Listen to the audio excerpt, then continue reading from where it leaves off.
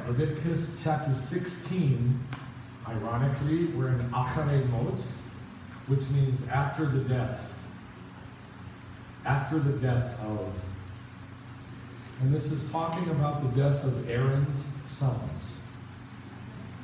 Nadav and Abihu. After the death, God gives the explanation of how to do Yom Kippur, the Day of Atonement. Achri. So in Leviticus chapter 16, now the Lord spoke to Moshe after the death, Achri, of the two sons of Aharon, when they had approached the face of the Lord and died. So right before this, chapter 16, Leviticus, and chapter 15, it talks about this event.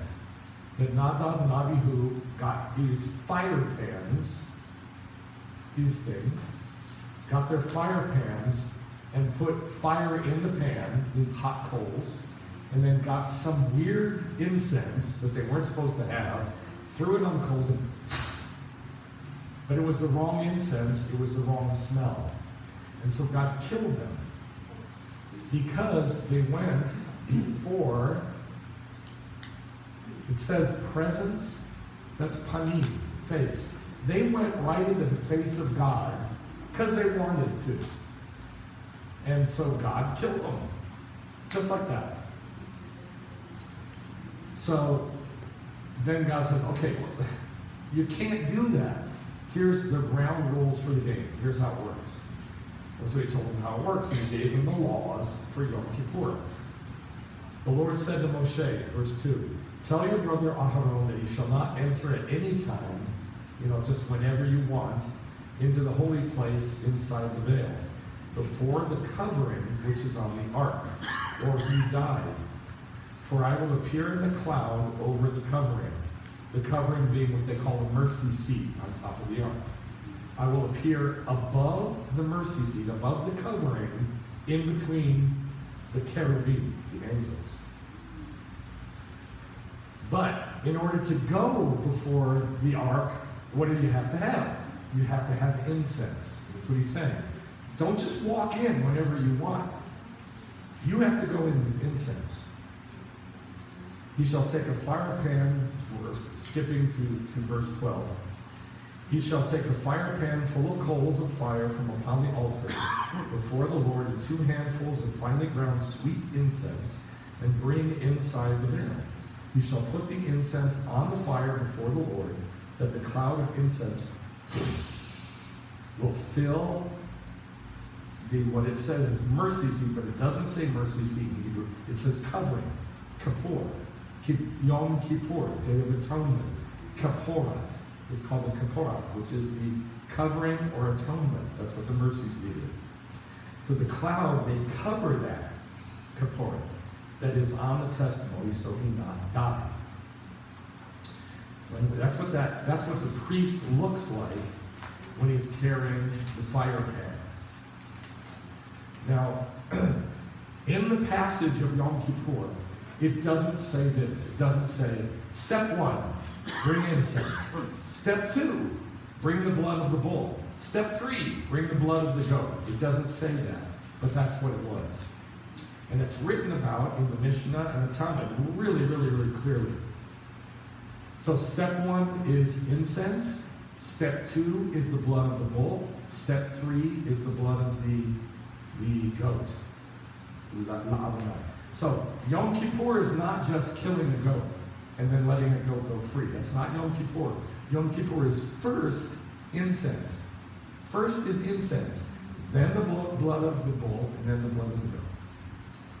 Now, in chapter 10 of Leviticus, it's talking about Nadav and Abihu. The sons of Aharon took their respective fire pans, machtot. This is called a machtah. Machtah.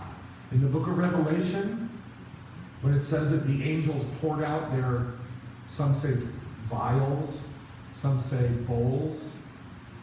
You've read that, yes? You look like you don't know what I'm talking about. Yeah. Do you understand what I'm saying? Okay. Some translations say vials, some say bowls, some say cups. Well, it's this. It's a machta. It's a fire pan. Remember, the priests are pictures of angels. And the angels, pictured by the priests, carried fire pans. Well, in the book of Revelation, during the birth pains, they pour those out. What are they pouring out from the fire pans? Fire. Coals, hot coals. So, Nadav and Abihu took their respective machtot, and after putting coals of fire in them, placed incense on it and offered weird, strange, not good, I'm going to say authorized, but I don't know how to say it. Unauthorized, unsanctioned, unkosher, I like that. Fire before the Lord. Unkosher fire before the Lord, which he had not charged him. And fire came out from the face of the Lord and ate him up. Now in Leviticus 16, 1 and 2, it says, Now the Lord spoke to Moshe after the death of the two sons, when they approached the face of the Lord and died. And the Lord said to Moshe, Tell your brother Aaron he can't come in at any time of the holy one. Now, the reason he said the, quote, laws for Yom Kippur is because Achri, after the death of Nadav and Abihu. So it's like a doctor who says, don't go outside in the rain barefoot, or you'll get pneumonia and die. Pretty good doctor. But what about if somebody goes outside and barefoot and they catch pneumonia and they die, and then his brother is going to go outside barefoot in the rain? What would a good doctor say? Look at what your brother did. Don't be stupid. You can't do that. Here's what you do. Put your shoes on, put your socks on, put your shoes on. That's a really good doctor. And that's what the rabbis compare this to. That because Nadav and Abihu died, God, as a good doctor, said, look at your brothers, Aaron. Here's the way you do it. And that's why he gave the laws for Yom Kippur. Does that make sense? So, the laws for Yom Kippur was God love. God showing love. And it's all about, it doesn't read this way, but it's all about this. The whole thing is about this. Not the fire, the incense. The incense. It's all about the incense. Because that's what Nadav and Abihu did wrong. They put some weird, unauthorized, unsanctioned, unkosher fire in that fire pan, put the incense on it, and walked in front of God like, we're doing this because we can do this. And zot, God burned them up. Now this is what Yom Kippur looked like in the tabernacle. The high priest walked over to this side of the two curtains. There's like a little hallway between the veils, and then turned, came around, and then into the Holy of Holies, and look at the ark. It's not like in the movies. In the movies, it's the wrong shape. It's all wrong. And in the movies, the staves go the long way. But it says very clearly in Chronicles that the poles could be seen here. That they went this way. They went from the veil back. Right? So, when you read about what the high priest had to do, it's kind of confusing.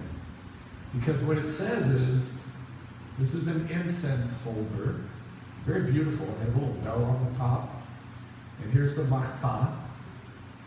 And it says, he shall take 2 handfuls of incense, put them on the fire in the machta, and go into the holy place. Right? So he's carrying incense in this holder, and he's carrying the machta, and he has to go through this hallway, and then over here, and put all of that in front of the ark, in between the staves, in between the poles, without tripping and falling. And then he takes the incense and puts it on the fire pan, and it fills the Holy of Holies with a cloud. And that's what this whole day is about. It's the cloud of incense. The cloud of incense. So that's what we're going to be talking about. The cloud of incense. Now, when we talk about the cloud of glory, every believer says the same thing about the cloud of glory. They followed it in the wilderness. It provided direction, right? And that if you follow the cloud of God's Spirit, you'll be fine. Yes? Yes. But that's not all the Bible says about the cloud, the quote, cloud of glory. There's a lot more to it. And the first picture of that is this. It's the machtah with the fire in it and the incense that hits it and fills up the Holy of Holies. That is the cloud of glory. That is the cloud of glory. But think about what's in that machtah. What's in the machtah? Fire and smoke. Right? Fire and smoke. This machtah is a little picture of God's presence, God's face, God's throne, God's, they call it Shekinah. It's not Shekinah. It's Shekhinah. It means sitting, presence. So the machtah and the fire and the smoke is a picture of God showing up. There he is. I can see him. Where did it say that God would show up? On top of the kaporet. On top of the, quote, mercy seat. On top of the covering, the kaporet. Now, here's what it says in Hebrew, in verse 2. For I will appear over the ark cover in a cloud. I will appear over the kaporet in a cloud. In Hebrew, ki be'anan er'e al hakaporet. Ki, for, be'anan, in a cloud, er'e, I will appear, I will be seen, al hakaporet, on top of, on the kaporet, the covering. So, his cloud, quote, cloud of glory on the kaporet is pictured by the machtah with the fire and the incense in it. And there's God's presence. So we're going to talk about this cloud. Now the word cloud, anan in Hebrew, actually it's, try to say this. Anan. Anan. Try it? Anan. Oh, no. Anan.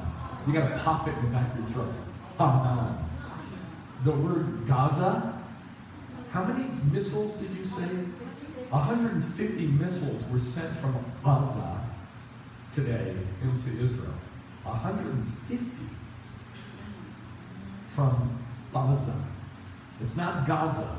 There's no such word as Gaza. I have to drink water to do this. It's Gaza. When did this happen? Gaza. Today. Gaza. Also, it's not Sodom and Gomorrah. It's Sodom and Gomorrah. Gomorrah. Try it. Oh. You gotta pop it. All right, so the word for cloud is anan. And anan means to cover, to gather clouds, to act covertly, to act secretly. To act secretly. And therefore to use hidden or secret arts, which is magic or sorcery. Now, here's what believers don't know about the glory cloud. And this is what's so important about it. God is supposed to be hidden. There's stuff we are not supposed to know. We are not. But if we study the pictures, we'll know everything we're supposed to know. Because the pictures are hidden. Remember when we did the Haggadah at Passover? And we read, I do this in the name of all Israel, in the name of the hidden and the concealed. Remember that? Yes. You remember that? For the unity of all of Israel? I do this in the name of the hidden and the concealed, in the name of all Israel. And it did that for all the pictures, almost all the pictures.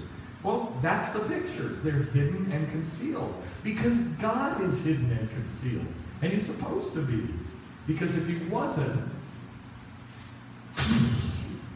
we'd be like Nadav and Abihu, burn up. Now, Anan, wait, let me say it this way. We are supposed to approach the cloud. We are not supposed to get near that cloud. We are supposed to approach the cloud. We are not supposed to get near that cloud. Question is, what cloud? The cloud of glory. We're supposed to, yeah, but which one? I told you the Machtah is a picture of the cloud of glory, right? We're supposed to approach the picture. The Machtah, the cloud of glory, the Machtah. We are not supposed to come to the real thing. And I don't care what you say. And I've done the research so I can say this. I don't care what you tell me about, oh, the cloud of glory showed up when we were worshiping. I don't buy it. I don't buy it. I've watched all the videos. It's nonsense. Absolute nonsense. Because the cloud of glory is not supposed to show up. That's God's, I'm going to show you later, that's God's aloneness. And I'm going to show this to you. It's not supposed to show up. But we are supposed to approach the pictures, the little pictures of that real thing. Does that make sense? Okay, so it's secret, it's hidden, it's covert. Now the word Anan, spelled slightly differently in the vowels, slightly different, means a cloud, as a covering, veiled, something veiling the sky. Now this is really cool. The name Ananya is Anan Yah. Yah being the name of God, right? Yahweh. Anan Yah. Anan Yah. So Ananya, which is also written like this in the Bible, Ananiah. Who is that in the Bible? Who do we know that's Ananiah? And Anania and Sapphira. Right. Ananias and Sapphira. Good guys or bad guys? Really bad guys. And guess what happened to them? Same thing that happened to Nadav and Abihu. Dropped down dead. You know why? It says because they lied to the Holy Spirit, but really it's because they did the same thing that Nadav and Abihu did. They said, we're going to go up in front of God. We don't care. We're going to do what we want. It's basically the same thing. So this word Ananya means whom Yah covers. Or, and I like this, the cloud of Yah. I like that. The cloud of Yah. So I got a couple pictures of clouds here. Kind of glory cloudish, sort of. Right? Got fire and smoke together. Fire and darkness. Fire and darkness. Fire on the rim of the cloud and darkness. Let's say it again. The Machtah, what does it have in it? Fire and smoke. Fire and smoke. That is God's cloud. Fire and smoke. Now, here's what we do know. Here's what everybody knows. That the cloud is where God is. We know Exodus 13, 21 through 22, it says that God showed up in a pillar of fire at night and a pillar of cloud during the day. So here he is as a pillar of, his spirit is a pillar of fire. Here's Israel, here's the Egyptians. It was a pillar of fire at night, pillar of smoke during the day, and it separated the two so they couldn't approach each other, right? And then they followed it from Sukkot to Etam to Sukkot to Pitom, right? So they go from one camp to another at the Reed Sea, following this giant pillar of fire and smoke. When is it fire? When is it fire? At night. When is it smoke? So it depends on when it is. It's in that Machtah is what? Fire and smoke. So it depends on when it is. If it's dark, It's fire. If it's light, it's smoke. It's both. Let's go to Exodus 14. Here's something I need you to see in order to understand this. In order to understand the picture that God is showing us.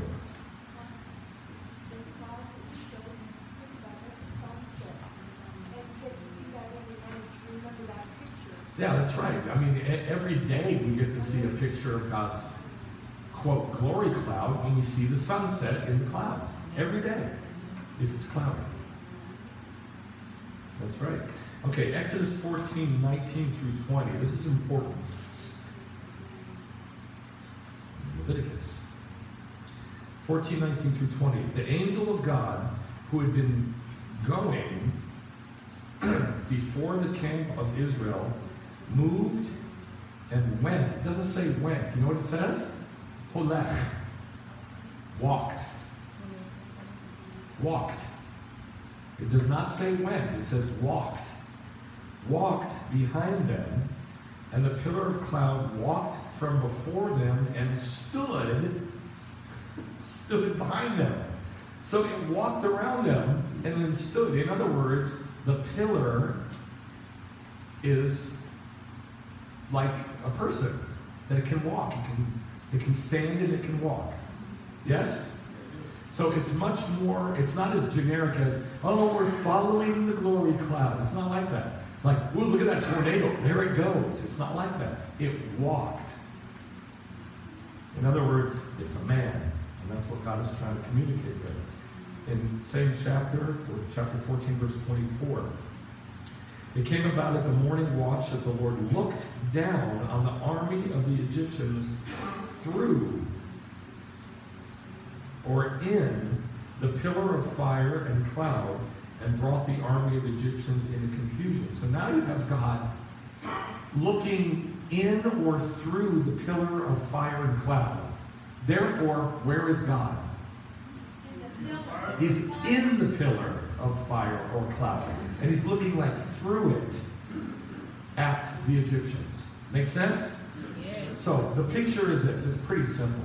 If you see that fire and cloud coming, God's going to be seen in it. Yes? Yeah. That makes sense? Very, very simple. And that's what the verse says. That's what the verse says. It says, we'll do that one.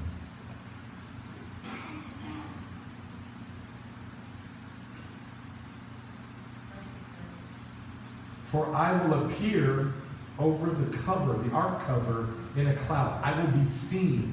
I will appear. Where will he appear? In the cloud, in the pillar, the cloud of fire.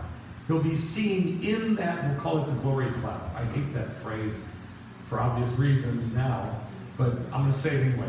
He'll be seen in the glory cloud. This is not a small thing. This is a huge thing in Judaism. It's huge. Let's go to Exodus chapter 40. Exodus chapter 19 at Shavuot, which we're coming up to in about 5 weeks. 5.5 weeks. Exodus 19. This is at Shavuot. In verse 19, when the sound of the shofar grew louder and louder, Moshe spoke and God answered him with voices. Why do I have that? Okay, next verse, verse 20. And the Lord came down on Mount Sinai on the top of the mountain, and the Lord called Moshe to the top. Well, that's not it again. It's the one before, verse 18. Now Mount Sinai was all in smoke because the Lord descended upon it in fire. So there's fire and smoke. Therefore, God shows up. It's that simple. You see fire and smoke in the Bible? That's where God can be seen. Right. I will appear. Seen, appear over the ark cover in a cloud. So that's why he came to Mount Sinai in fire and smoke. Mount Sinai was all in smoke because the Lord descended upon it in fire, and its smoke ascended like the smoke of a blast furnace, and the whole mountain quaked violently. Okay. And then Moshe entered. What did Moshe enter? The smoke and the fire. He entered into it. Right, he entered into God's presence. All right, Exodus chapter 20, verse 21. I can't hear you. So the people stood at a distance while Moshe approached the thick cloud where God was. When it says approached, it means went into. He went into the smoke. What did you say? I couldn't hear you. Oh, yeah, very good. I didn't even think of that. When Hananiah, Mishael, and Azariah went into the furnace, and Yeshua showed up there, and they're in the middle of the furnace, fire and smoke, and there's God, and there's Yeshua with them. Yeah, that's very good. I didn't even think of that. All right, Leviticus. No. Exodus chapter 40. Exodus 40.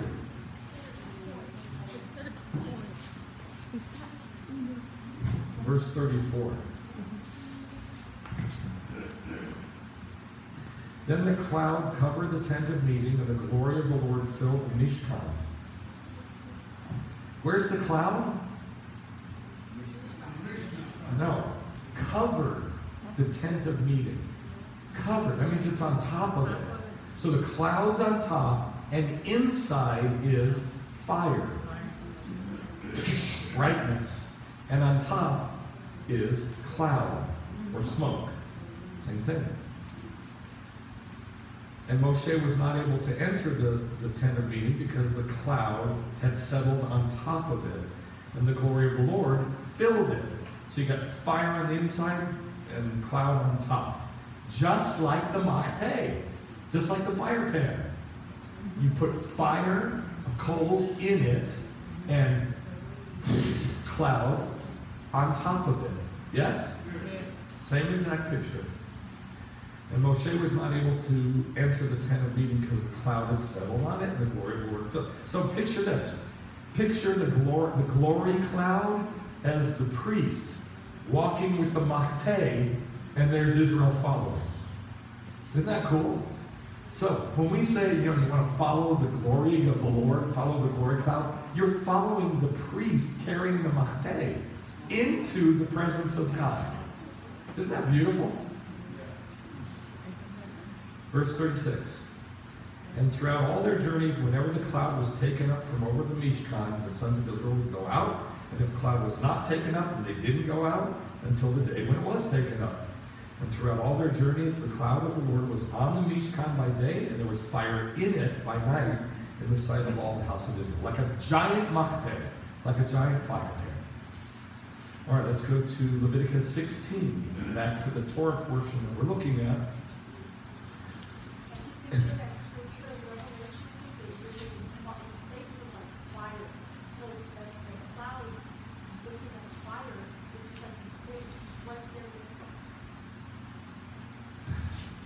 Leviticus 16:13. And he shall put the incense on the fire in front of the Lord, that the cloud of incense may cover the mercy seat that is on the ark of the Mishkan, lest he die. Guys, you can't just start talking to me. You have to raise your hand, get my attention, so I can stop, and you can say what you need to say, or else I can't hear you. You understand, but you said that you're not totally 100% here today. That's not what it is. It's a point of order. You need to get my attention so I can stop and you can say what you need to say. If you just say stuff, I'm not going to hear it, I can't respond to it, and I can't fell with you and be all happy about it. Leviticus 16:13. You shall put the incense on the fire in front of the Lord. Where is the incense? Where? Say it louder. Say that. Is that you? You say it. On the fire. Thank you, Ruth. On the fire. Where's the incense? On the fire. Where's the fire? In the fire pan, in the machteh. Where's the machteh? In the hands of the priest. Now, when we get to verse 13, he has set the fire pan down on the ground in between the poles. All right? So now it's on the ground. The fire pan's on the ground. He takes incense, puts it on the fire, and It fills the room. It fills the throne room of God. All right, let's go to Numbers 11.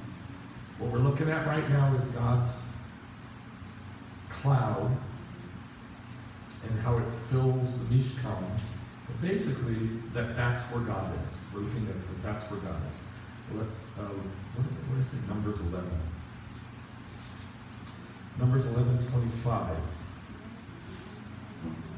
The Lord came down in the cloud and spoke to him, and he took of the Spirit who was upon him and placed it upon the 70 elders. And it came about when the Spirit rested upon them that they prophesied. So God came down in what? The cloud. He came down to earth in the cloud. That's how God shows up, with the cloud.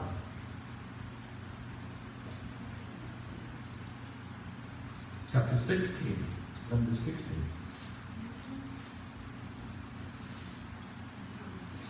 (42). It came about, however, when the congregation had assembled against Moshe and Aharon, that they turned toward the tent of meeting, and look, the cloud covered it, and the glory of the Lord appeared. Now this is the same word. The glory of the Lord appeared, was seen. God said, I will appear in a cloud. So here, the glory cloud showed up. That means God appeared. Could they see God? No. What did they see? A cloud. That's what God looks like. Fire and smoke. That's what God looks like. Yes? We've been having a lot of tornadoes and a lot of fires all over the United States. And that one picture Jim and I were discussing, it was darkness in one and then the lightning and then you could see the fire. Yeah. I'm talking about the fires and tornadoes all over, and they are a picture. They are a picture of God One showing of up. them exactly like that. Yeah.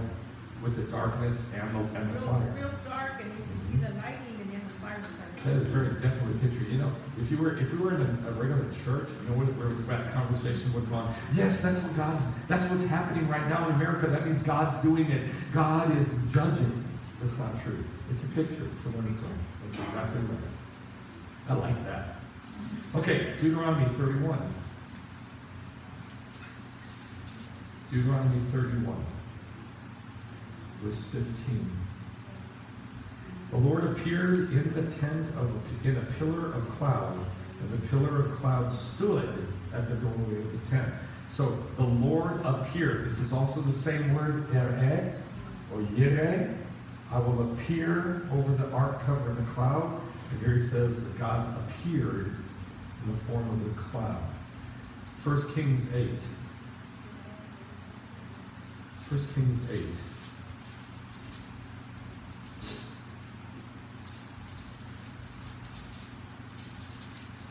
Verse 12. This is when the temple is built and Solomon is dedicating the temple.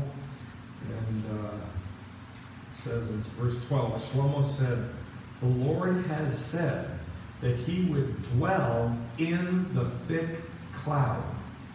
Where is God? In the cloud. But we built you a big house anyway. That's what he's saying. God said he'd dwell in the cloud, but we built him a house anyway. So, the whole point of this is the cloud is where God is.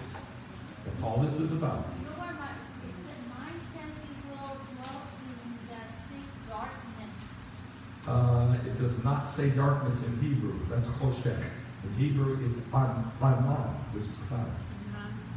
Will dwell in a thick cloud. Aman. Okay. Now that's one thing about the cloud. Now here's the one that everybody knows, but nobody understands. This is the one that everybody talks about, but nobody really understands it because they don't go from, let's follow the glory cloud. Wherever the glory cloud is, that's where we're going to go.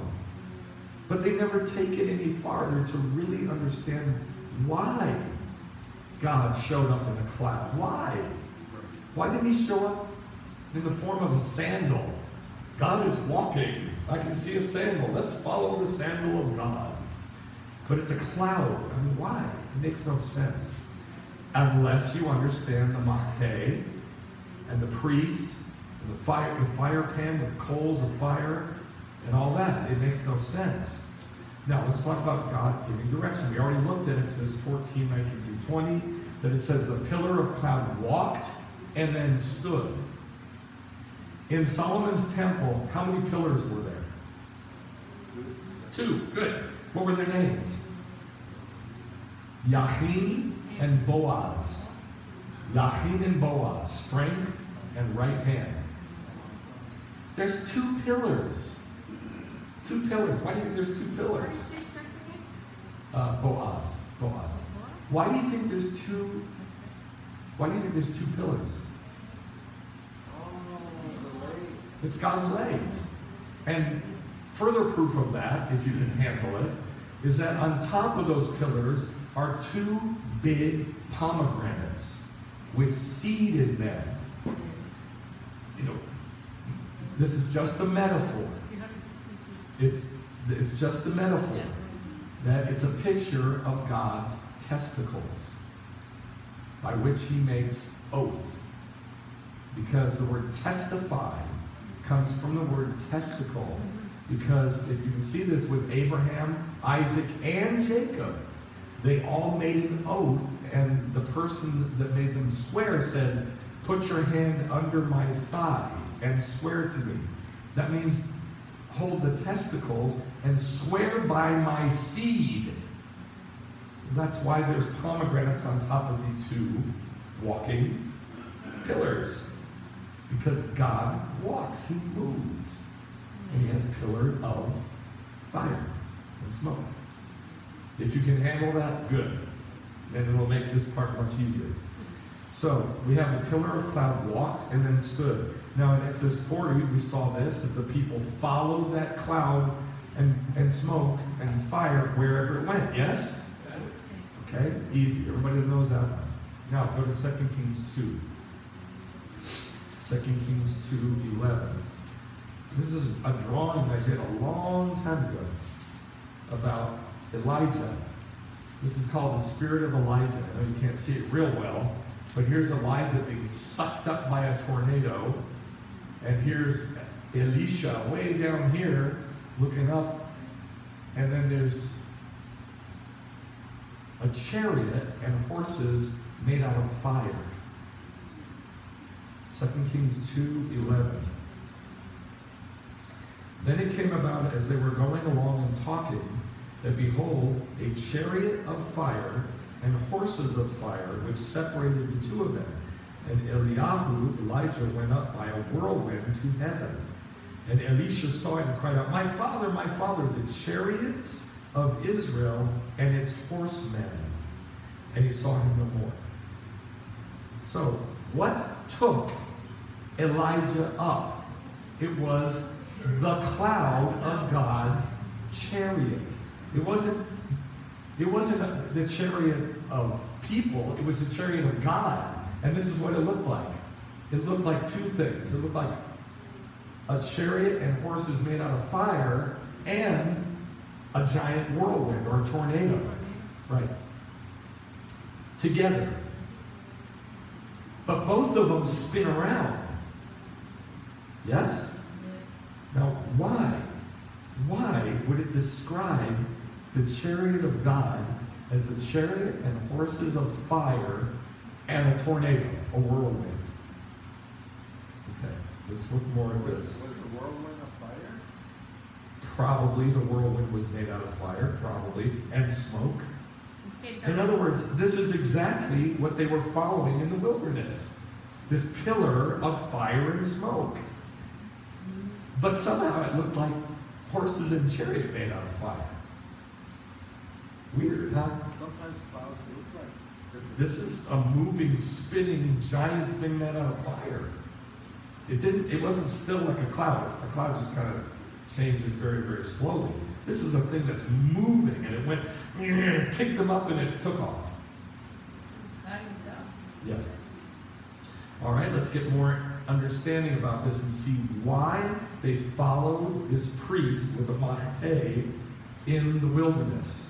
And whenever God them moved, they moved, and whenever they sat still, they sat still. 1 Chronicles 28:18. Now, if you don't know this one, you're going to love this. This is one of my favorite verses in the entire Bible. 1 Chronicles 28:18. It changed my life when I read it. I read it about 8 times. I kept reading it and reading it and reading it. Looked at the Hebrew, checked it over and over and over again to see if it really said what it said. It just changed everything for me. Verse 18, 28:18. It's talking about all the gold and silver and bronze that David collected to build the temple. Verse 18, for the altar of incense, refined gold by weight, and gold for the model of the chariot.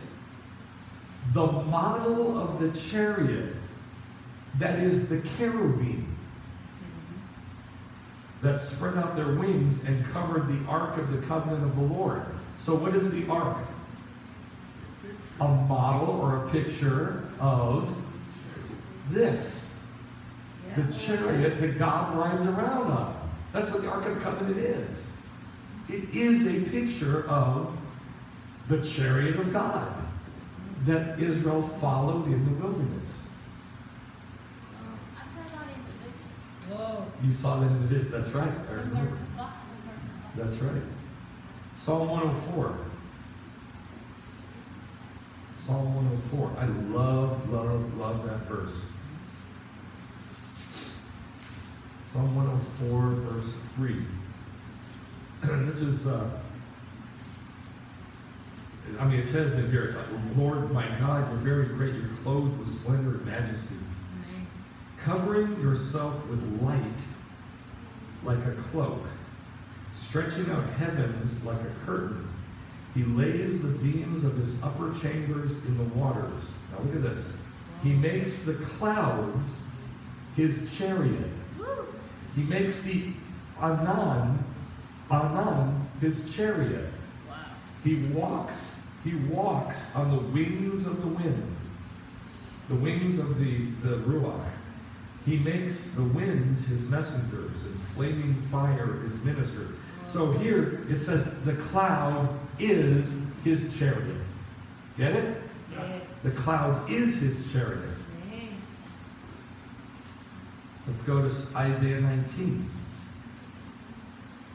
Isaiah 19, verse 1. The oracle concerning Egypt. Behold, the Lord is riding on a fast cloud. There it is. The Lord is riding on a swift cloud. What's the cloud? His chariot. That's why he's riding on it. But what does that look like? What does it look like? So far we have that it looks like a pillar of smoke and a pillar of fire, a whirlwind or a tornado, horses and chariot of fire.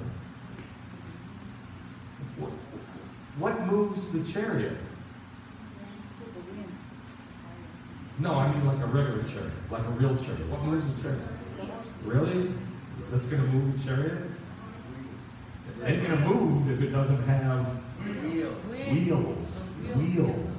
That's why it's called a chariot. Because the Ark of the Covenant has wheels. But they're not the wheels you think. They're the rings on the side that hold the poles. And the poles were this big. So that means the rings were this big. They're not little tiny things like a shower curtain. They're big and they're made out of gold. And they got a big old pole going through them, which is the Spirit of the living God. And so those big giant wheels are right next to the cherubim. Right next to the cherubim. Here, by the way, is the cherubim in the Holy of Holies. 15 feet tall, 15 feet wide. That's how big the Holy of Holies is. So each cherub is 7.5 feet wide, 15 feet tall. And they're just like the cherubim on the Ark of the Covenant, and they have 4 heads. and 4 wings. 2 wings like this, 2 wings like this. And 4 heads each. 4 heads each. Go to Ezekiel chapter 1. I'll show you this. So Ezekiel saw the chariot coming, and he described it in great detail. And it freaks people out because they don't know what they're reading. But it's very, very simple. Ezekiel 1. You know, it's going to be hard to follow in the Bible. It came about in the 30th year of the first of the 4th month. Heavens were opened, and I saw visions of God. Verse 4. I looked, and behold, a storm wind was coming from the north, a great cloud, and anon, with fire flashing forth from it.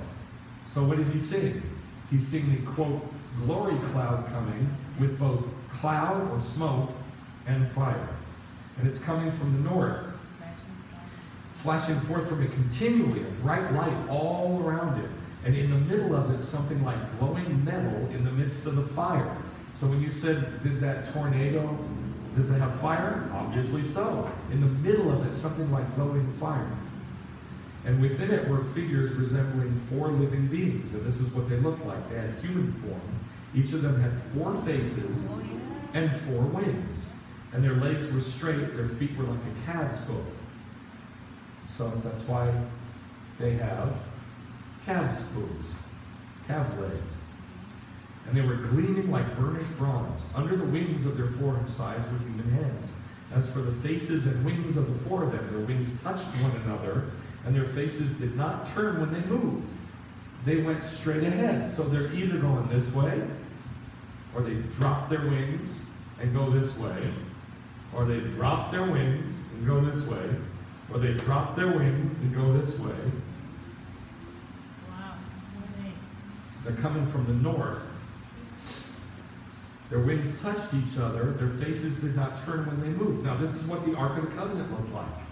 It had it had like 2 cherubim across from each other, and their wings were spread out so that it didn't matter which direction the ark went. You got a face going that way, that way, that way, and that way. And their wings are out this way, and their wings are down this way. 2 sets of wings. So they're always looking. So they're always looking in the direction that God's going.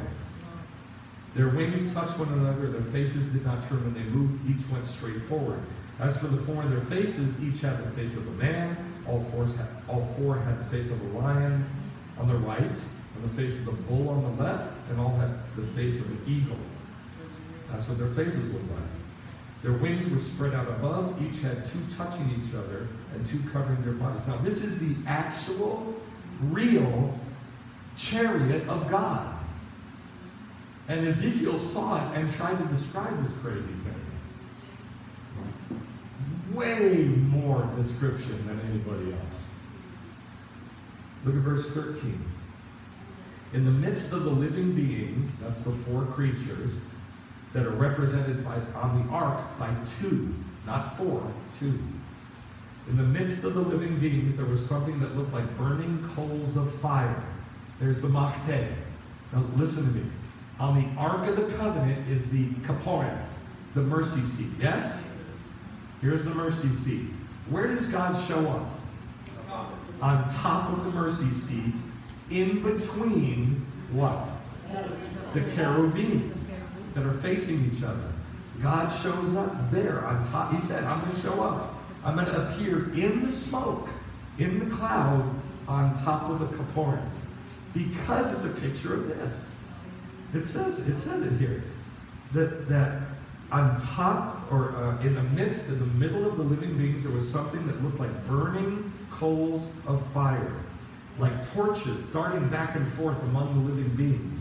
The fire was bright and the lightning was flashing from the fire. Now, how would you show that in a little model? I mean, how do you build a model of that? Well, there's 2 models. There's the Ark of the Covenant and the machteh. Oh, The fire pan. Right. Now, as I looked, the living beings, behold, verse 15, There was one wheel on the earth beside the living beings. And then it says there were 4 wheels for each of the 4 living beings.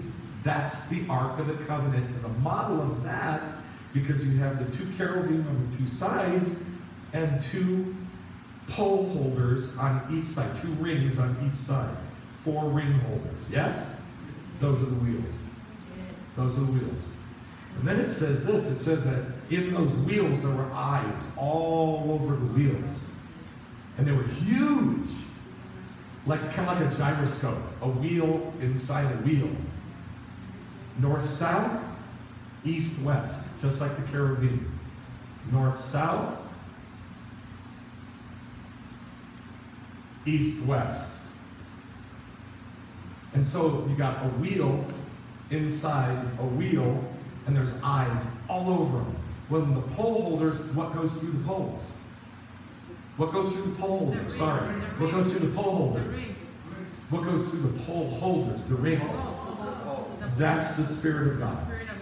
Going in whatever direction the Spirit of God goes. Because, that's what you carry the ark with.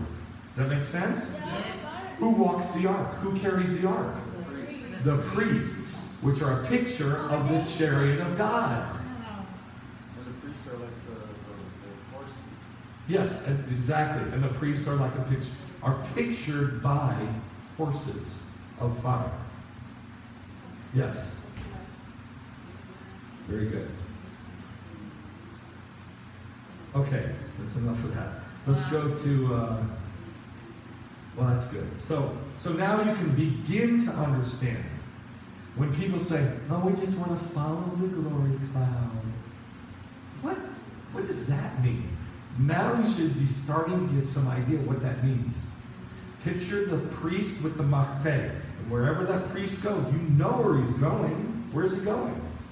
Where's he going? Come on, where's he going? Into the Holy of Holies. You know he's going here, here, here, and then here. To bring that fire into the Holy of Holies, to put the incense on it, fill the glory cloud into the Holy of Holies. Why? Because that's where God lives. Amen. Who can go in there? Nobody. Except the high priest. Nobody. This is my opinion. You can believe me or not believe me, but I don't care what anybody says. I don't believe the glory cloud of God will ever show up on earth in a church or anywhere else until the day of the Lord. Because I'm about to show you why I say that. Because that is that's God's aloneness. That's his aloneness. He does not share that with us. Yes. I understand that nobody can go all the time. Didn't you say long time ago in a teaching that somebody went and didn't die? Was that? Yeah, the high priest. The high priest went before God every year and didn't die. But it's the only one. Yeah. The only person. Excuse me. Yes. When we pray, we could say we enter the Holy of Holies covered by the blood of the Lamb. Yeah, okay. That's When we say when we pray, Yeah, when we pray. we go before the Holy of Holies covered by the blood of the Lamb. We're going to get to that. I'm going to also give you an understanding of what that means. We're going to get to that. Now, here's the next thing. This is the big one. This is the one I really want to teach. This is the thing that just lights me up this week. And it's this. The cloud is God's aloneness that he shares with nobody. And nobody will see it. No, let me say it this way. Nobody will experience it on this earthly plane. What did it say that how did Ezekiel see the glory of God? How did he see it? It said it in verse 1 of Ezekiel 1. Say it again. Nope. Vision? Right. As a vision. It wasn't real. It wasn't real. It was a vision.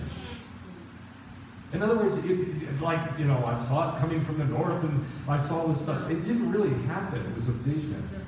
It's not real. So if anybody tells you that we were having a church service and I've got video of the smoke of God showed up and the glory cloud appeared, don't believe them. This is my opinion. I'll show you why I say this. The, Let's go to 2 Samuel 22:12. 2 Samuel 22:12. And by the way, I've done all the research on the internet. And all these videos of people said we saw this and we saw that. And I'm looking and, oh no, I ain't seeing it. And it wasn't man-made. What wasn't man-made? Like the glory of the Lord, or the cloud of God. Right, the cloud. The glory of 2 Samuel 22:12. God made darkness a sukkah around him. Like at Sukkot, we build the sukkah as a picture of God's presence. He made darkness a sukkah around him, a mass of waters, thick clouds of the sky. From the brightness before him, coals of fire were kindled, exactly like what Ezekiel saw. So, what is God surrounded by in this verse? Darkness. Darkness. Darkness. Choshech. And it says that clouds and, well, look at verse 11. Verse 10. He bowed the heavens also and came down with thick darkness, Choshech, under his feet, and he rode on a keruv and he flew. That's the chariot.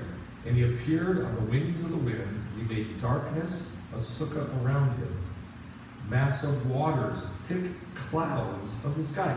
So what's like surrounding God? Darkness and clouds. Good. Darkness and clouds.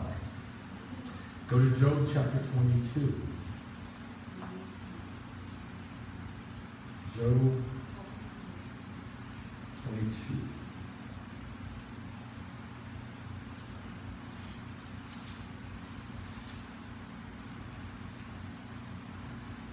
Verse 14. Clouds are a hiding place for him, so that he, God, cannot see. And he walks on the vault of heaven. We'll read that again. It sounds weird. Clouds on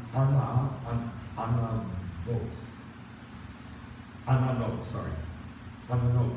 Clouds are a hiding place for him, so that he can't see, or he can't be seen. It's the same thing in Hebrew. It's the same word. I will appear. I will see. I will be seen over the ark cover in a cloud. I want you to close your eyes and try to put yourself in the place of the high priest. You've walked carrying the machteh and the silver vessel with the incense, and you walk it in that weird path, that hallway. You come into the Holy of Holies.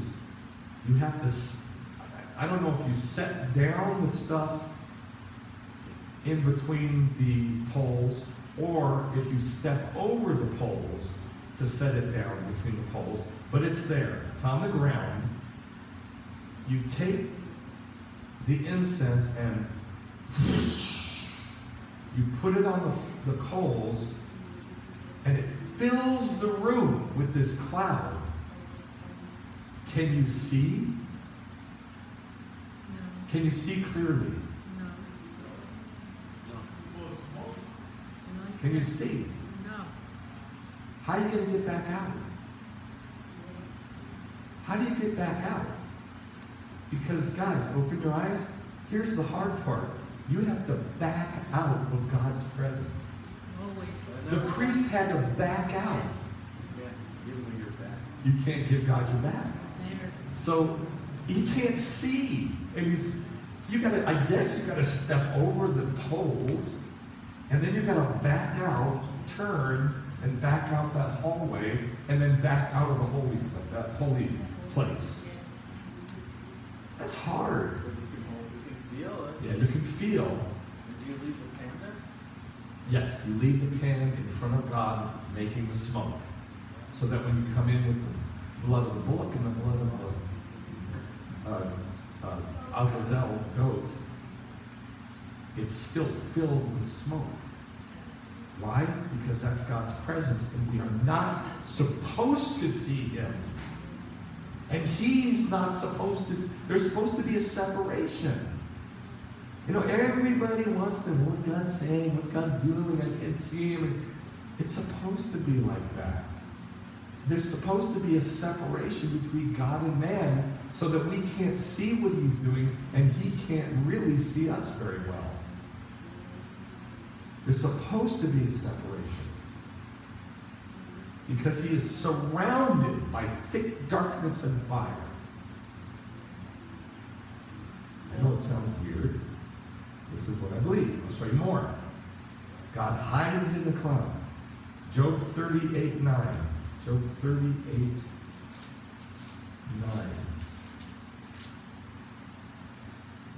This is God talking. When I made a cloud, verse 8. Who enclosed the sea with doors? When bursting forth, it went out from the womb. The sea came out of the womb. When I made a cloud, its garment. The cloud is the garment for the sea. And thick darkness, its swaddling band. That's what, when a baby is born, comes out of the womb, you put swaddling cloths on it, which were made from the used undergarments of the priest. And so that is a picture of thick darkness that surrounds God. I placed boundaries on it. I set up open doors. I said, you can come this far, but no farther. So what he's saying is he took, this is hard to explain. What is heaven made out of? You should know immediately. Nope. What? Say it loud. Good. Water. Mayim, water. Shamayim, heavens. And it says in Genesis 1, God took the waters above, he took the waters and he separated them from the waters above and the waters below. The waters below were earth, and the waters above is heaven. They're both made out of water. Yes? So what he did was he took some of his, I don't know what to call it, the swirling cloud that's around him, and wrapped the sea in that as a picture of his presence. Can you live in the sea? Neither can you live in God. And in heaven, we can't live in front of God. We can't do that. We would blow up. He would burn us up. Or we'd drown. Or both. You can get close, but not too close. What do you think the cloud in heaven is made out of? Water. Water. So you might burn drowning. Like if you came before God, I can imagine Nadav and Abihu not just burning up, but burn drowning. Wow. A pitch and Yes. Like a baby inside the womb, it's Yes. surrounded by the water. Like a baby inside the womb surrounded by the amniotic fluid, the water. That's right. And the woman's water breaks and out comes the baby. Same thing with God sharing some of that, whatever that is, that glory, Wow. with the sea, with the oceans, with the waters on earth. Wow. Now, I'm going to show you why I read that verse. Psalm 18. This kind of brings that back in and makes it make sense. Psalm 18, 11 through 12.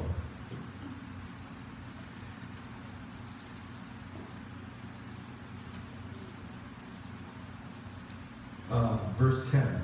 He rode on a cherub and flew, and he sped upon the wings of the wind. Now, you know what that's talking about, yes? yes. He made darkness his hiding place.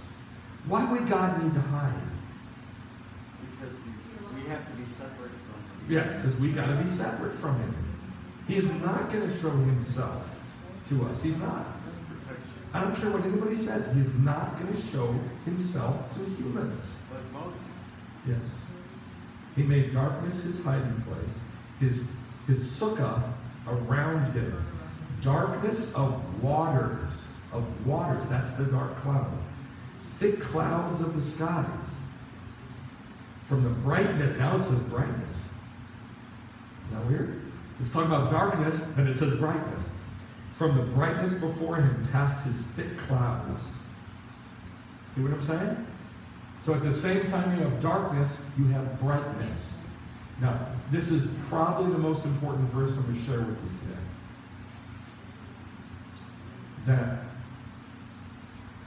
That the cloud is full of light.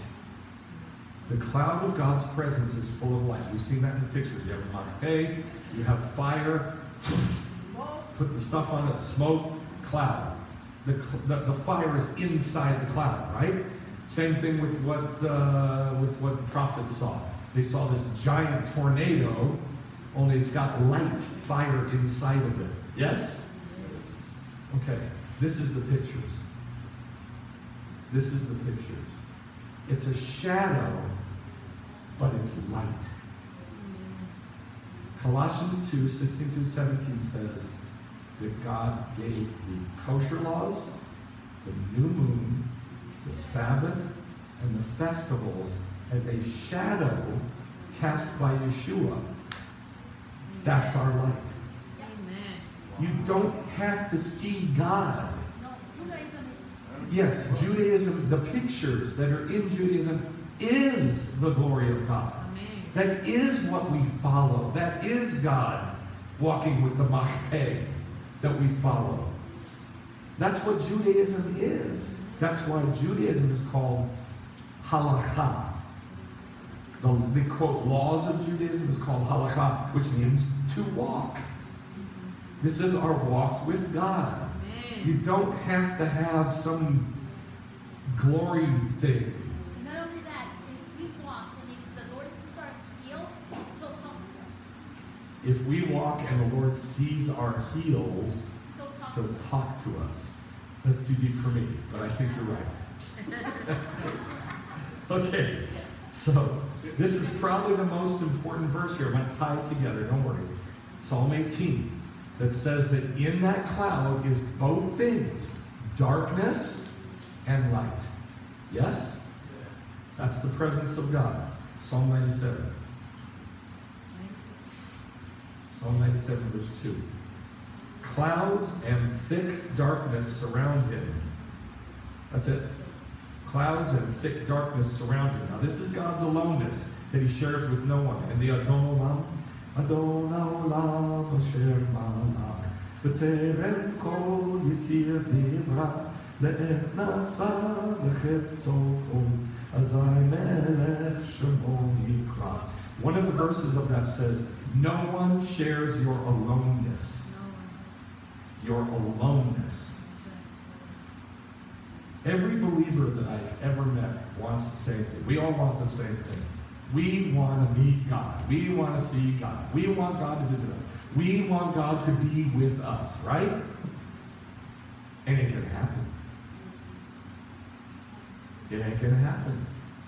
But what is going to happen is, if he's walking east and you're walking east, everything will be great because you're right behind him. If he's walking north, you're walking north, following that Makte, you're going to hear from him, you're going to see him, you're going to feel him, everything will be cool.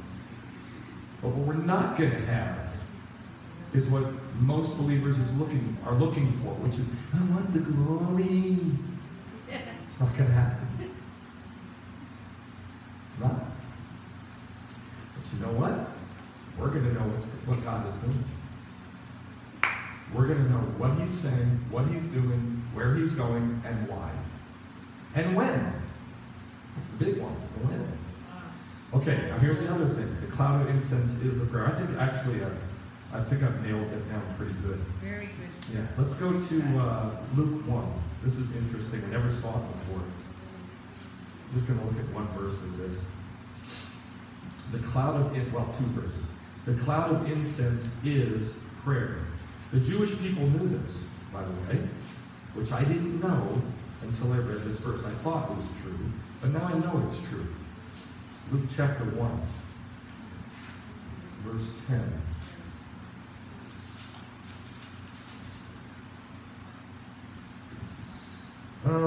Verse 9. According to the custom of the priestly office, he was chosen. This is talking about Zechariah, the father of John. He was chosen by lot to enter the temple of the Lord and burn incense. Where was the incense burned? In the temple normally. Not on Yom Kippur. Normally. Really? In the Holy of Holies. No. Only the Holy of Holies you can only go in once a year, and it's only the high priest, and it's only on Yom Kippur. Young people, Is it near the altar? Which altar? The big one? No. The big one. A young people, huh? Oh, I just assumed you all knew this. You don't know where the incense is burned every day? In the Holy of Holies. No, you can't go in the Holy of Holies. Outside. You're going to go, oh yeah, the altar of incense. In the holy place, not in the Holy of Holies. Yeah, afuera. I couldn't hear you. That's outside, Is right? that the inner court? Or That's it. It's not a court at all. See out there, It's right? not a court at all. And out there. It's not a court at all. And out there. I thought you guys knew. The court is out here. Hold on. The court is out here. This is the holy place that the priests go in every single day. And here's the Holy of Holies that is only gone in one time a year by the high priest. The altar of incense is right here in the holy place. Every day, the priest would fill the holy place with that cloud. But we're talking about this one because we're in Leviticus 16 about Yom Kippur. But daily, this was filled probably less effectively with incense because it's a bigger space. So that's what it's talking about here in Luke chapter 1. Zechariah has gone into the holy place to the altar of incense. It was his turn by lot, and he was putting the incense on the altar. Therefore, what is he carrying? The machteh. He's carrying the fire pan. According to the custom of the priestly office, verse 9, he was chosen by lot to enter the temple of the Lord and to burn incense. And the whole multitude of the people were in prayer outside at the hour of what? Incense. Why are they praying at the hour of incense? Because incense is a picture of prayer. And the Jews knew this. Well, is it because incense is sweet and prayer is supposed to be Sure. That incense is sweet, like it said in Leviticus, and prayer is sweet to God. Sure. That's beautiful. All right. Revelation chapter 5. There's 3 passages in Revelation that say this. Basically, let's look at Revelation 5, verse 8. When he had taken the book, the 4 living creatures and the 24 elders fell down before the Lamb, each one having a harp and golden machtot, full of incense, which are, the incense are the prayers of the holy ones. The Jews knew this because at the hour of incense is when you pray. Make sense? Yeah. That's why incense is a picture of prayer. Yes. Is that every hour? Every third hour? Or? No, it's not every third hour. It's 2 times a day, 6 o'clock and 3 o'clock. That's all. All right. So you have a machteh full of fire, full of coals. Get the incense, fills up the holy place. What is that a picture of?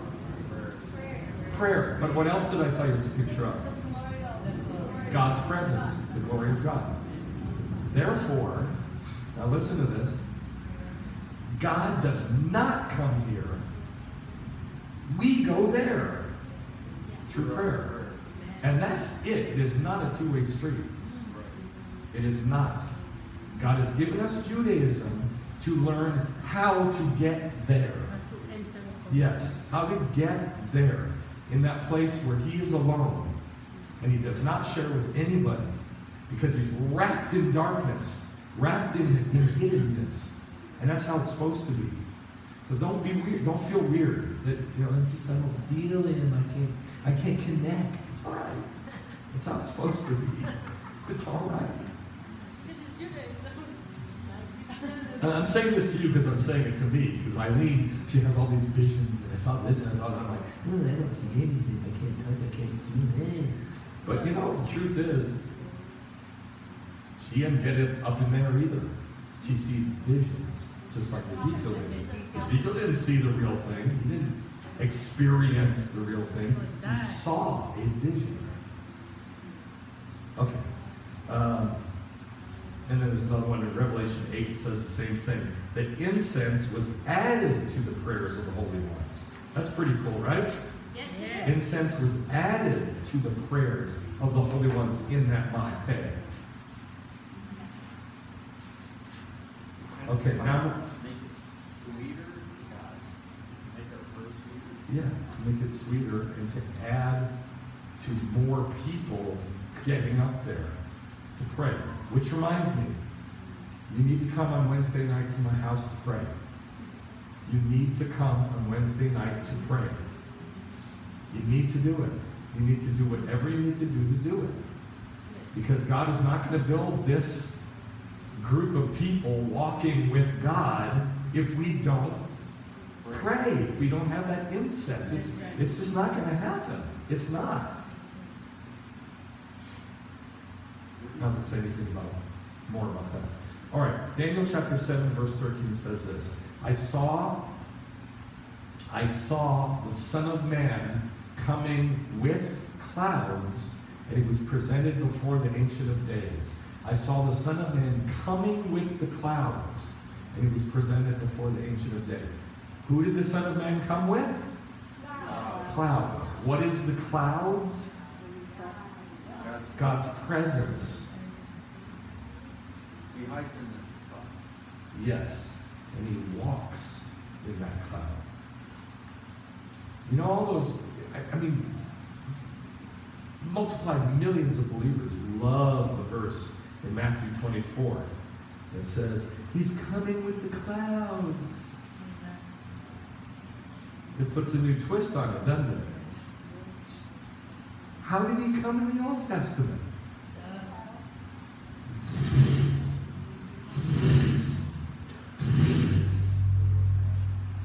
He walked in this giant pillar of fire and cloud. It's going to happen again. It doesn't mean he's coming with multiplied millions of angels. That's not what he's talking. He's going to come with the, quote, glory cloud. The kavod, the pillar of fire and smoke. That's what's going to happen again. Go to Matthew 24. Hopefully, you can read this differently now. Matthew 24, verse 30. Now, don't get me wrong. He is going to show up with billions of angels. He is. And billions of righteous people. But that's not the glory cloud. The glory cloud is him and him alone. His aloneness. And nobody gets to be part of that. Matthew 24:30. Then the sign of the Son of Man will appear in the sky, and then all the tribes of the earth will mourn, and they will see the Son of Man coming with clouds of the sky, with power and great kavod, glory. That's the glory cloud. It's going to show up. Yeshua's going to show up like he did with Ezekiel, like he did with Israel in the desert, with this giant tornado chariot fire and cloud thing. That's how he's going to come. Because at that point, you're in the kingdom. And he's going to restore the kingdom when finally all the pictures are restored. So we have one more thing that's going to tie it all together. Matthew 17:5. This is an illustration I did for the TLV, the Tree of Life Bible. This is Yeshua, this is Elijah, this is Moses. Matthew 17 is what they call the Transfiguration. Just means a change, like a metamorphosis. Matthew 17:5. While he was still speaking, behold, a bright cloud overshadowed what? A bright cloud overshadowed them. That doesn't bother you? A bright cloud overshadowed them. Look at me. You still not hear me. A bright cloud overshadowed them. How is that possible? A light bulb overshadowed them. A lit light bulb, a strobe light overshadowed them. Does that make sense? That doesn't bother you? Maybe it stood over. How can it overshadow? The word shadow is in that word. The word shadow is in that word. Because he hides in the shadow. Yes, but just physically, how can a bright thing overshadow anything? Shadow is shade. Yeah. But If the sun comes over you, is it going to overshadow you? No, it makes no sense. And I read this for years. I did the same thing you did. I read it, but I didn't read it. The word shadow is in the Greek there. That a bright cloud, that means it has light in it, right? Shadowed them. That bother you? Does that bother you? Yeah. Well, what does it say in the Hebrew and the Greek? That's what it says. Exactly what I said in the English. A bright cloud overshadowed. It is the word overshadowed them. It's pretty good translation. Why would it bother you? Bright things don't shadow anything. It's like- Bright things cast a shadow. But if it's light, you know. You're not thinking. Yeah. Here's a light. Yeah. Is the light overshadowing my hand? That's why it bothers me. it's a contradiction. Mhm. Can I say something Yes. real quick? You said a bright cloud, That's which what is it bright. says. But see, a cloud is something that covers. And it says a So then- shadow. A then how shadow can it be means his bright? presence, which covers. Then how which can it be means- bright? Well, it's bright, but maybe if you look into more of the definition of shadow, and maybe it has more than just the word shade. It doesn't. It's the word cell in Hebrew, which means a shadow or shade. Shade. Well, That's it all. shades you, but yet it's still bright. Impossible. This and Psalm 18 is the thing I'm trying to get across to you. It says maybe it's to show that we're not transparent to God. That doesn't even make sense. I'm just trying to make sense of it, mentally. Just like, what does it mean? A bright cloud. Here's a light. A bright cloud overshadowed them. That makes no sense whatsoever unless it makes perfect sense because it's Judaism. Now, I taught this a few weeks ago. I think it was 4 weeks ago, 5 weeks ago. 1 Samuel 10:2. Saul went to look for the donkeys Oh, yeah. that his dad lost, remember? And he looked all over for the donkeys. And one of the places he went, where he was told they were, was Seltzach. Seltzach. Sel in Hebrew is shadow.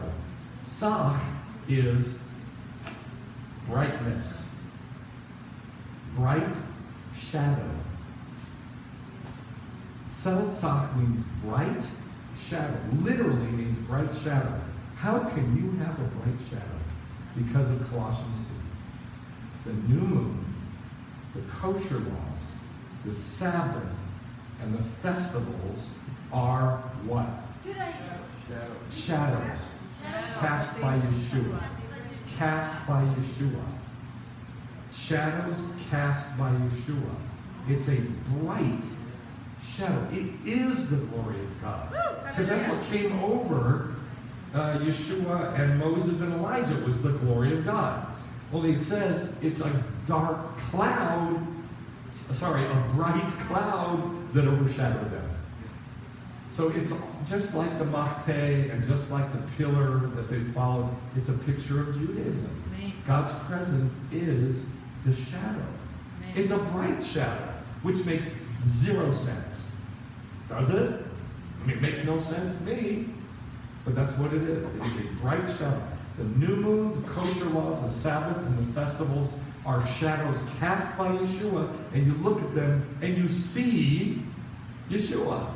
You see the glory of God. You see the brightest thing there is. So that's why the shadow is bright. Does that make sense? Yes. Does Yes. Yeshua is right? Yes. It makes And- perfect sense if you understand what Judaism is. It makes perfect sense. Two things. If you understand what Judaism is, and if you understand that the Makte has fire in it that makes smoke. Yes. Or else it makes no sense. The pictures are bright shadows. This is why we do Judaism. So we can reflect, so we can shadow, so we can reflect, so we can match, so we can pair the glory of God, whatever that is, at whatever time it is. Because it ain't the same all the time. Sometimes God's really ticked, and sometimes God's crying, and sometimes God is moaning, sometimes he's dancing, and sometimes he's just freaking out, joyful. And in order to match that, you got to do the pictures, the shadows. Does that make sense? I know this is a little esoteric, No. but hopefully you'll at least get one thing out of it. You need to read much more carefully. When you read the words, you really need to read the words.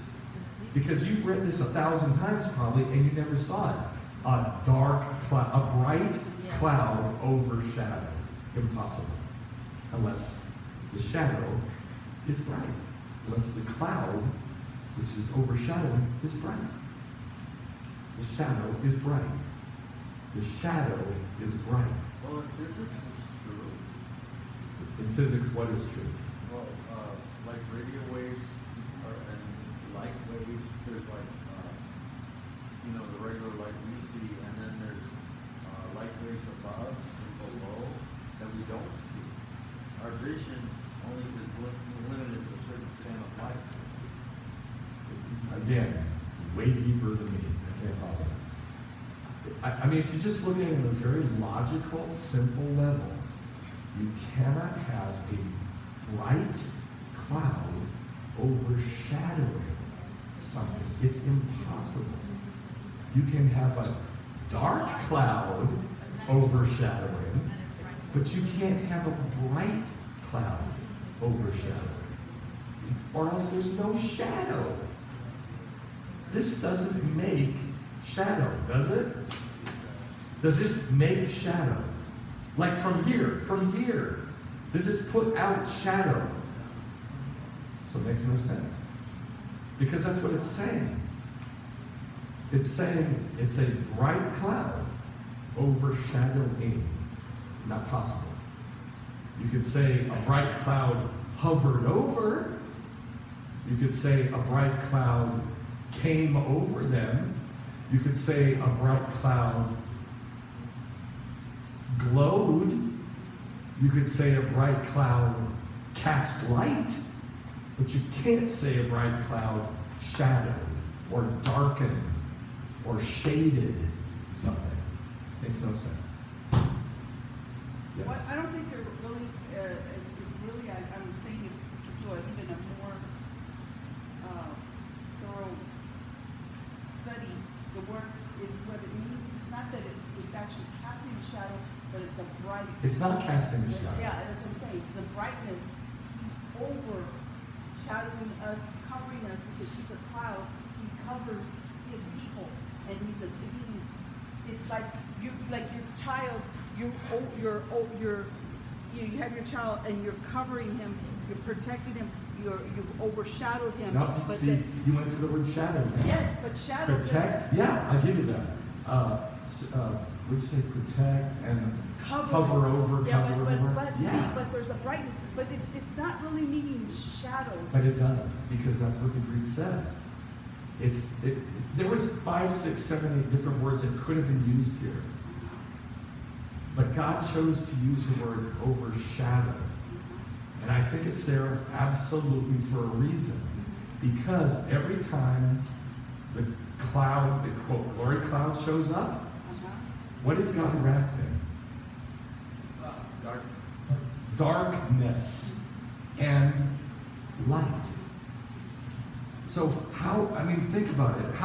What words would you use to communicate that light is also shadow at the same time? Well, maybe like you said, darkness. You said there's a darkness in the cloud, and you said that what is it? A swaddling it was to covering his people, to swaddle, and it covers in the darkness. Because if you cover somebody with a swaddle and all the way, then they're in a dark place. Right, and it's the same, just the opposite. Inside, This is saying just the opposite. How do you communicate swaddling somebody with light and it's a shadow? And I'm going to say this, I believe this was put here by God because the shadows, the new moon, the kosher laws, the Sabbaths, and the festivals, basically Judaism, are the shadow cast by Yeshua, but it's not a shadow. It's light. Yeshua's the light. He can Right. overcome darkness. There's no. I know you're having a hard time getting your minds wrapped around this because I'm sorry, what was the scripture again? you're not looking at it as a very, very simple thing. What scripture? The one we're talking about, Matthew, what's the? I'm sorry? No, I got it, 17. 17. I'm sad that some of you missed this because Saltzach means bright shadow, and there's no other way to translate it. Can you have a bright shadow? Is there any such thing as a bright shadow? No, just literally, physically, on the physical, natural, earthly plane. Is there such a thing as a bright shadow? No, that's what Judaism is. It's a bright shadow. That's what the glory of God is. Yes. Well, thinking backwards, I don't know if this actually parallels it, but if you think about if you are in Thinking backwards, if you if think you are about in an enclosed think about space, being in an let's say enclosed you go space. inside a box. Go inside a box. There's no light anywhere. No You're light. Cutting through it, the pressure. You see nothing. It's just You dark. see nothing. It's just There's darkness. no shadows. You can't see your shadow. That's right. There's no shadow. But once light is introduced, Once light is the introduced, shadow, the shadow is shows also- up. Oh, okay. That's correct. There you go. But that's even not what I'm saying. Even that is not what I'm That's saying. why I said it may not actually parallel this. It doesn't. Even that's not what I'm saying. I'm I'm gonna do whatever it takes to nail this down. No, I know what you're saying. You know what? Yeah. It could be used as a noun or a verb. And if it's used as a verb, then it's an actual action and it's not a noun, which is an actual thing. Not true. That's what it says here. Not in Hebrew. In Greek, that is true, but not in Hebrew. In Hebrew, there are, thousands of words that are both a noun and a verb. That's what this is. Yes, it's a noun and a verb. In Greek, it's not. So, if you just look at it in its very plain, simple sense, you cannot have what it says in this verse. Just a plain, simple sense. You can't have a bright cloud overshadow something. You can have a bright cloud causing a shadow, things casting a shadow from that brightness. There you go. That's But what I with- was going to say. That brightness. Yeah. But that's not what it's saying. It's saying that the brightness is itself Yeah. shadowing, like you said, like overshadowing, like protecting, hovering. But it's not just protecting her, it's shadow. And I believe God used that word very specifically because it's the same word, at least shadow is, the same word in Colossians that describes Judaism as a shadow of Yeshua, cast by Yeshua. And maybe that's what it is, because That is what it is. Yes, you know, well, so really, there's what it is. That is what it is. That's what it is. Yeah, absolutely. Then there's It's a what it is. bright shadow. And Salsa. Yeshua Yamashiach is that bright shadow, because he says he's the light of the world. Exactly. Exactly. So he's both the brightness. Now I can't see because I looked at this one. It's both the brightness and the shadow at the same So time. now we know, right there, Now we know. right there. That's right. These are verses to I two. explained it good. Yes. Yes, it's also the different versions and maybe. Yeah, that does make a little difference. But I hope you can see that the whole story was told to communicate that it's very, very different from let's follow the column of smoke and fire. It's not that. That's God's aloneness that he shares with nobody. And that's the chariot that God rides around on, which is Judaism. Hallelujah. Which is Judaism. Okay, that's the best I can do. I'm exhausted. So let's pray. Abba, thank you that you share with nobody your presence. You share with nobody your aloneness, your swaddled, alone, hidden, concealedness that nobody gets to see or feel or experience or understand that. Only you. But you share with us your glory, your kavod. Thank you that Yeshua is the high priest, and he carries that machteh, and the angels carry their machtot, and you fill your presence. You fill your presence with smoke and fire. And I ask, Lord, that you would, as we do more and more of your ways, that you would give us more and more understanding of yourself so we can know you. Not know everything, just know you. In the name of Yeshua. Yeah. Beautiful.